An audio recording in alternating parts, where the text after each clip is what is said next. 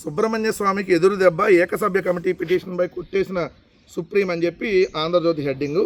ఈనాడు విచారణ కమిటీ ఏర్పాటు సబబే అని చెప్పి ఈనాడు హెడ్డింగ్ పెట్టింది. అసలేం జరిగింది? విచారణ కమిటీ ఏర్పాటు సభ్యని కాదు, ఇక్కడ వీళ్ళు విచారణ ఏకసభ్య కమిషన్ని కొట్టేయమని చెప్పి సుప్రీంకోర్టుకి వెళ్ళినప్పుడు సుప్రీంకోర్టు ఏం చెప్పిందంటే, సిట్టు దర్యాప్తు ప్రభుత్వ విచారణ మధ్య వైరుధ్యం లేదు, పాలనా లోపాలపై విచారణకు రాష్ట్రం ఆదేశించవచ్చు.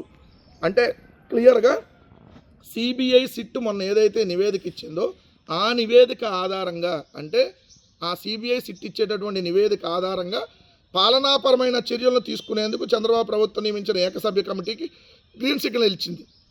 అంటే పాలనాపరమైనటువంటి, అంటే సిట్టు ఏదైతే ఇచ్చిందో సుప్రీంకోర్టు ఆధ్వర్యంలోని సిబిఐ సిట్టులో వచ్చినటువంటి ఆ నివేదిక ప్రకారమే దాంట్లో ఉన్నటువంటి దాన్నే పాలనాపరమైన చర్యలు తీసుకునేందుకు, అంతమించి వీళ్ళు ఏం చేసుకోవడానికి ఇవ్వాల. కానీ దీనికి ఎదురు దెబ్బలు ఈరోజు ఎదురు దెబ్బ వరుసగా రోజు ఎవరెవరికి తగులుతూ ఉన్నాయో.